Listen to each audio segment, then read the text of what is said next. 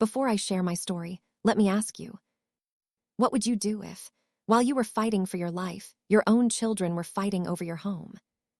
I thought my beach house was a place of family, laughter, and love.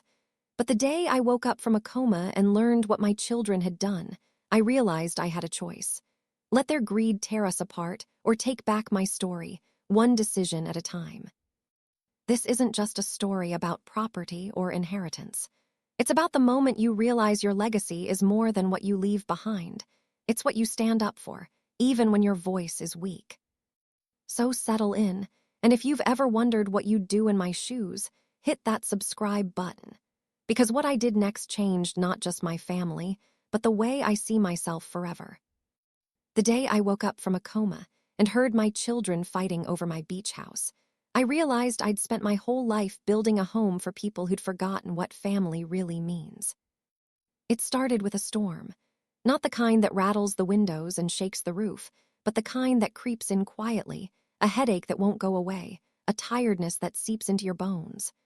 I'd been feeling off for weeks, forgetting things, losing my balance, waking up in the middle of the night with my heart pounding. I told myself it was just age, just stress, just the weight of holding a family together after my husband died. The beach house was my sanctuary. I'd bought it with my husband, Tom, when the kids were little, a weathered cottage with peeling paint and a porch that looked out over the dunes. We'd spent every summer there, chasing crabs, building sandcastles, roasting marshmallows over driftwood fires.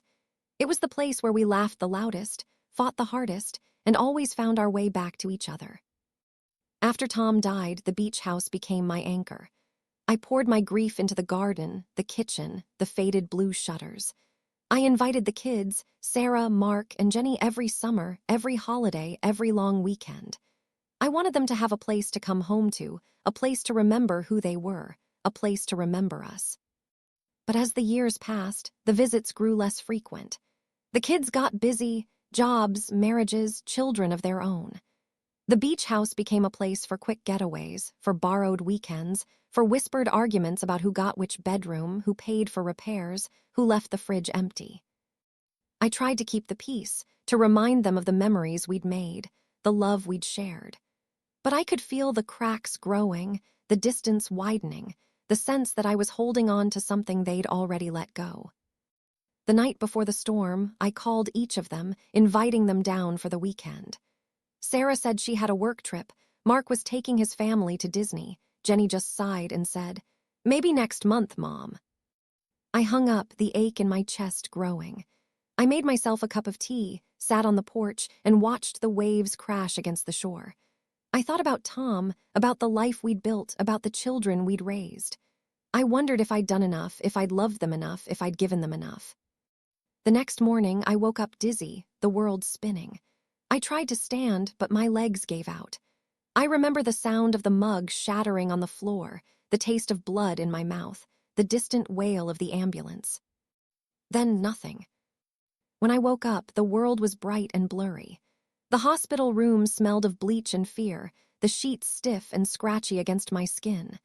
My head ached, my mouth was dry, my body felt heavy and foreign. I heard voices, Sarah's sharp and anxious, Mark's low and tense, Jenny's brittle and defensive. "I'm telling you, Mom would want me to have the house. I'm the one who visits the most." "That's not true, Jenny. I'm the one who paid for the new roof last year. If anyone deserves it, it's me." "Oh, please, Mark. You only come down when you want to impress your friends. I'm the one who takes care of Mom." Sarah cut in, her voice cold. "You both need to stop. The house should be sold and the money split. That's the only fair way." I lay there, listening to my children argue over my house, my memories, my life. I felt a wave of anger, of sadness, of disbelief. I realized then that I'd spent my whole life building a home for people who'd forgotten what family really means. If you've ever wondered what you'd do if your own children turned on each other, or if you want to see what happens when a mother finally takes back her story, make sure you hit that like button and subscribe, because the next part of this story will leave you breathless. The days in the hospital blurred together, nurses coming and going, the steady beep of machines, the taste of stale water and the ache of muscles that hadn't moved in weeks. I drifted in and out of sleep, my dreams full of sand and salt and the sound of my children's voices, younger and sweeter, before life made them hard. Sarah visited the most, or at least she stayed the longest. She brought her laptop, set up shop in the corner, and took conference calls while I dozed. She'd squeeze my hand between meetings, her voice brisk but caring. "You're going to be fine, Mom. We just need to get you back on your feet." Mark came in the evenings, always in a rush, always with a story about work or his kids or the latest crisis at home. He'd sit by my bed, scrolling through his phone, glancing up every so often to ask if I needed anything. "Don't worry, Mom. I've got everything under control." Jenny came when she could, her visits short and tense.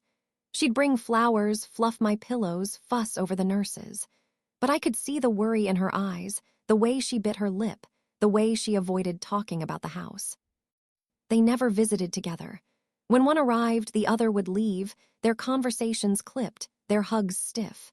I watched them circle each other, the tension growing with every day. One afternoon, I pretended to be asleep while Sarah and Mark argued in the hallway. "We need to make a decision, Sarah. The taxes are due, the roof needs fixing, and Mom can't take care of the place anymore." Sarah's voice was sharp. "I know, Mark, but selling the house isn't the answer. It's the only thing we have left of Dad." Jenny's voice cut in, brittle and defensive. "You two always make decisions without me. Maybe I should just take Mom home with me. Then you can fight over the house all you want." I listened, my heart breaking, as my children fought over my home, my memories, my life. I wondered if they remembered the summers we'd spent there, the laughter, the love, the way we'd always found our way back to each other.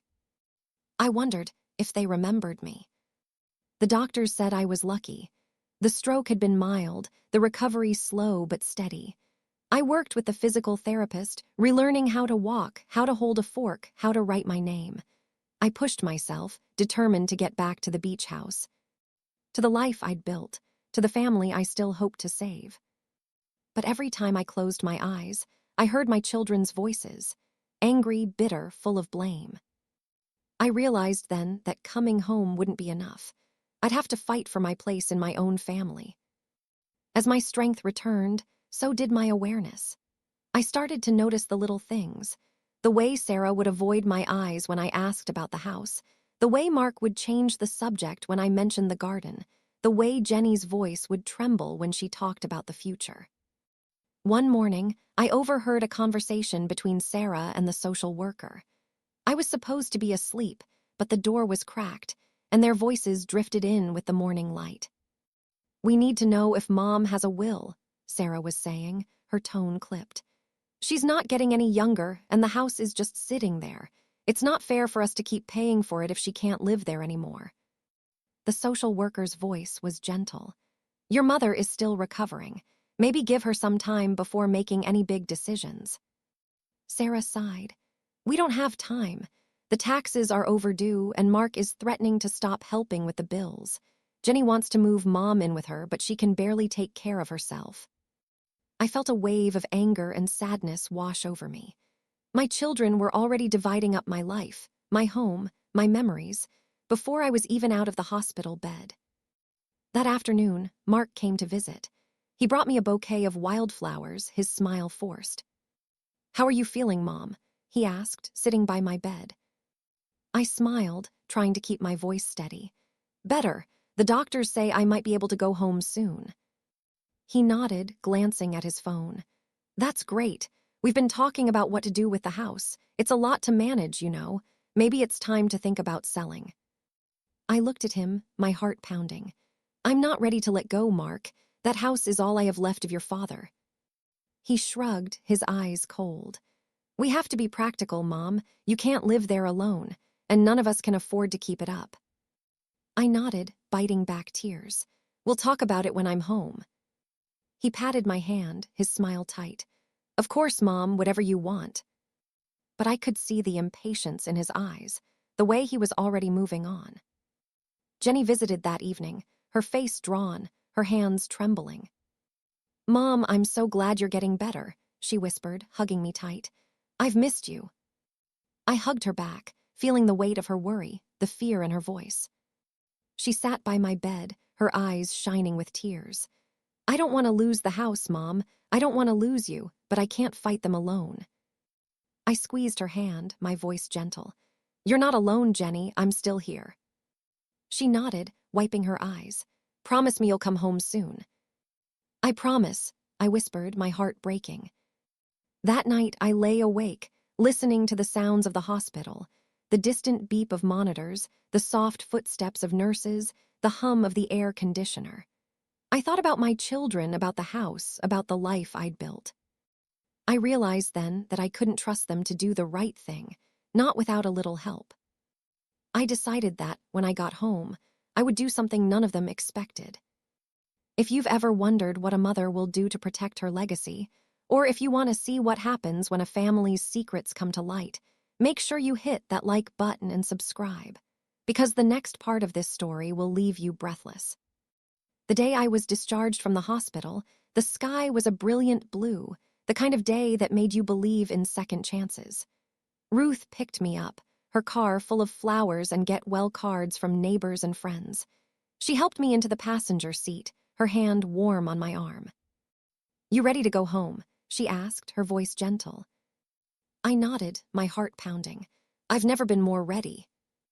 As we drove down the familiar road to the beach house, I felt a mix of excitement and dread. I wondered what I'd find, if the house would feel like home, or if it would be just another battleground in the war my children had started. When we pulled into the driveway, I saw Sarah's car parked out front, Mark's SUV beside it, Jenny's little hatchback squeezed in at the end. My heart sank. I'd hoped for a quiet homecoming, a chance to breathe, to remember, to heal. But it seemed my children had other plans. Inside, the house was filled with voices, sharp, angry, overlapping. I paused in the hallway, listening. I'm telling you, Mom can't handle this place anymore, Mark was saying, his voice tight. We need to sell before it falls apart. Sarah shot back, her tone icy. You just want the money, Mark. You've never cared about this house. Jenny's voice was shaky but fierce. Stop it. This is Mom's home. We should be grateful she's still here. I stood there for a moment, my hand on the doorframe, the familiar scent of salt and old wood filling my lungs. I could see the living room from where I stood, the faded rug, the photos on the mantel, the dent in the wall from the time Mark and Sarah had wrestled as kids. It was all still here, but it felt different, as if the house itself was holding its breath. I stepped into the living room, my cane tapping on the hardwood floor. The room fell silent. My children turned to look at me, guilt and surprise written on their faces. Welcome home, Mom, Jenny whispered, rushing to hug me. I hugged her back, my eyes never leaving Sarah and Mark. Thank you, sweetheart. I sat down in my favorite chair, the one Tom had bought me for our anniversary, and looked at my children. I know you've been fighting, I said, my voice steady. I heard you in the hospital. I heard you today. I know you all want what's best, but this house is not just a piece of property. It's our family. It's our memories. It's me. Sarah looked away, her cheeks flushed. Mark crossed his arms, his jaw clenched. Jenny sat at my feet, her eyes shining with tears. I'm not ready to let go, I continued. But I'm also not going to let this house tear us apart. The silence was thick, the only sound the distant crash of waves against the shore. I could see the struggle in their faces, love and resentment, guilt and longing, all tangled together. That night after my children left, I walked through the house, touching the walls, the photos, the worn banister. I thought about Tom, about the life we'd built, about the love we'd shared. I thought about the summers on the beach, the laughter, the tears, the way we'd always found our way back to each other. I realized then that I had a choice. I could let my children's greed and fear destroy everything I'd worked for, or I could take back my story, one decision at a time. I sat at the kitchen table, the moonlight streaming through the window, and started making a new will. The next morning, I woke to the sound of gulls crying outside my window and the gentle crash of waves against the shore. For a moment, I let myself believe it was just another summer morning, that Tom would be in the kitchen making coffee, that the kids would be arguing over who got the last pancake. But the house was quiet, the only sound my own breath and the distant hum of the ocean. I made myself a cup of tea and sat at the kitchen table, the new will in front of me, the pen heavy in my hand. I thought about what I wanted, what I truly wanted, not just for myself, but for my family. I wanted them to remember what this house meant, what it had cost, what it had given us. I wanted them to understand that a home is more than walls and windows and a view of the sea. It's the place where you learn to love, to forgive, to start over. I called my lawyer, Mrs. Patel, and asked her to come by that afternoon. She arrived with a briefcase full of papers and a kind smile, her presence steadying me. "I want to make some changes," I told her, my voice firm. "I want to make sure the house stays in the family, but only if my children can agree to share it. If they can't, I want it donated to the local children's hospice as a retreat for families in need." Mrs. Patel nodded, her eyes shining with respect. "That's a wise choice, Anna. It's your legacy. You get to decide." We spent the next hour going over the details, how the house would be managed, who would be responsible for upkeep, what would happen if any of the children tried to sell their share. I made it clear that I wanted the house to be a place of peace, not a source of pain. That evening, I called a family meeting. I asked Sarah, Mark, and Jenny to come to the beach house. No excuses, no delays. They arrived with wary eyes and stiff postures, each one bracing for a fight. We sat in the living room, the sun setting over the water, the air thick with tension. "I know you've all been fighting," I began, my voice steady. "I know you all want what's best, but this house is not just a piece of property. It's our family. It's our memories. It's me." Sarah looked away, her cheeks flushed. Mark crossed his arms, his jaw clenched. Jenny sat at my feet, her eyes shining with tears. "I've made a decision," I continued. "The house will stay in the family, but only if you can agree to share it. If you can't, it will go to the children's hospice. I won't let this house tear us apart."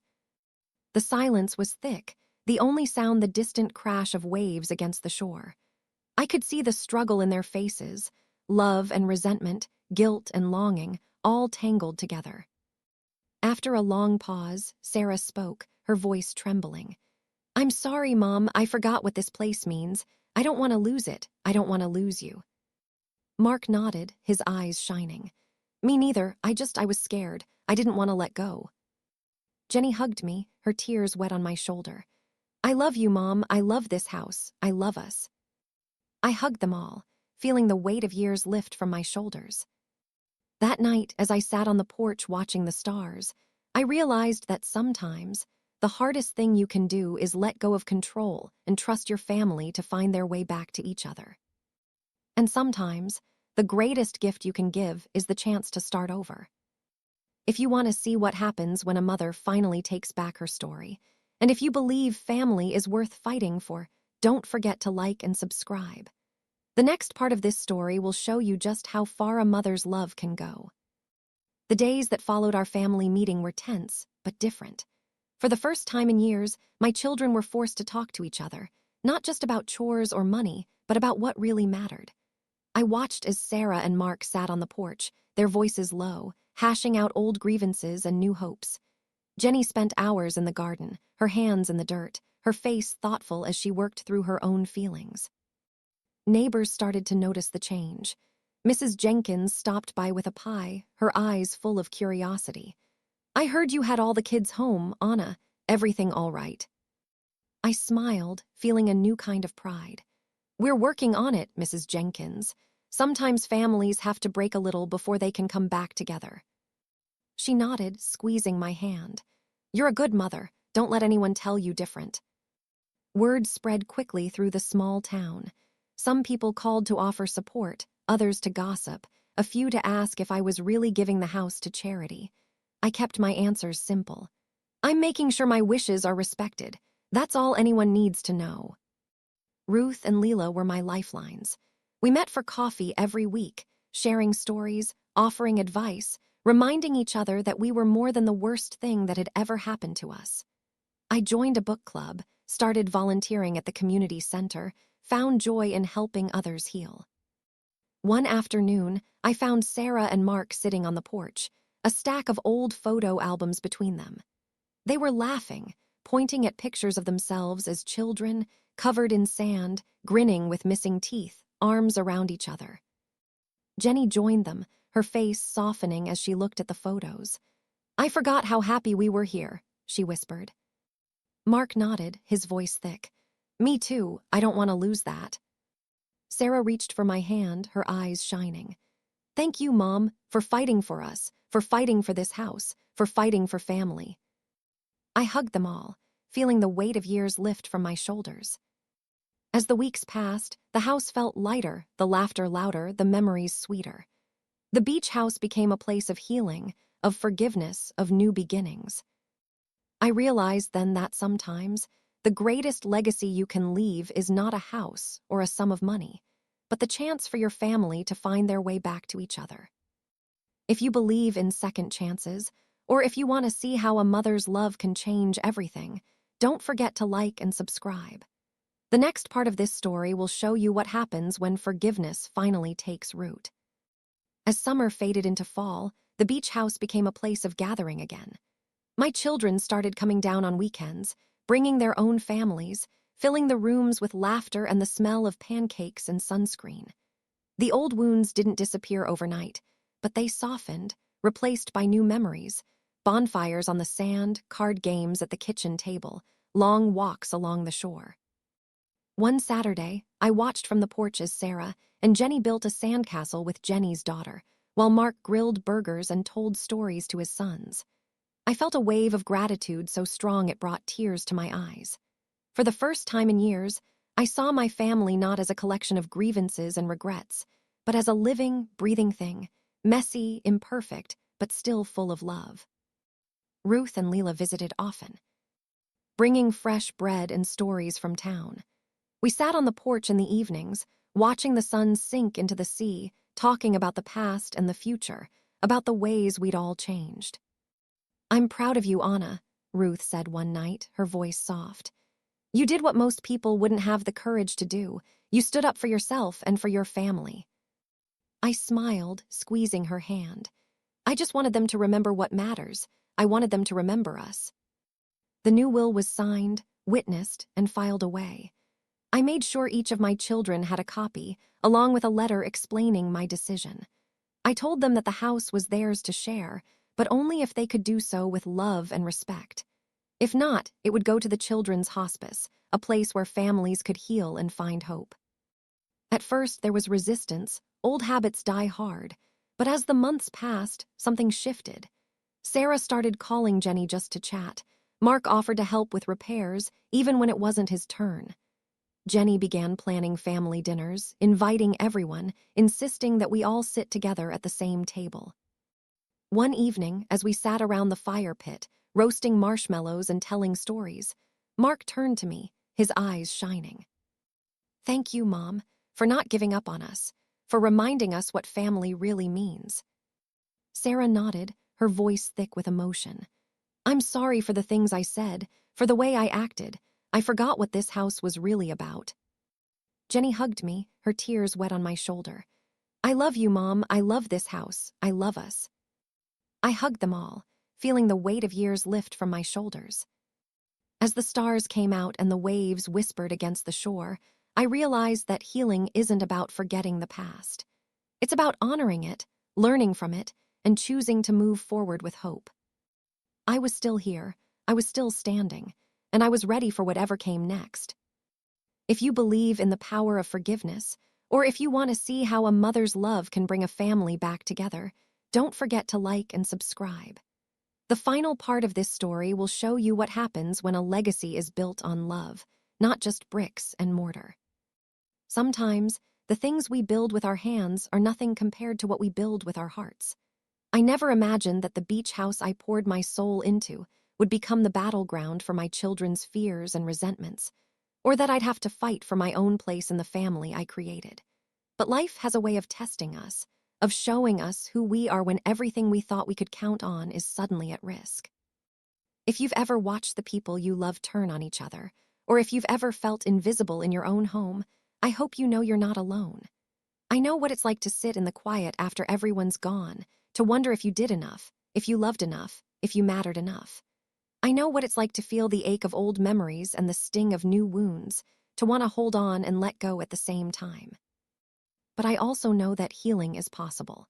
That forgiveness is a choice you make every day, sometimes in small ways, sometimes in ways that change everything. I know that family isn't about who gets the biggest room or the last word.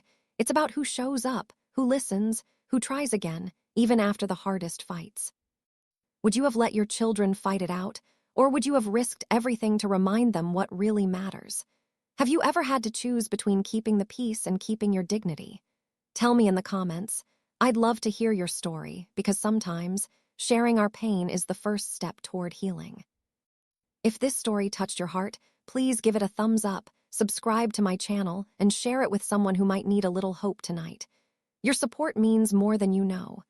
Thank you for listening and for being part of this family. Until next time, take care of yourself, and remember, even after the deepest heartbreak, you can still choose to begin again. And if you want to see what happens when a mother finally takes back her story, or if you believe in the power of second chances, don't forget to hit that subscribe button, because the next story might just be the one you need.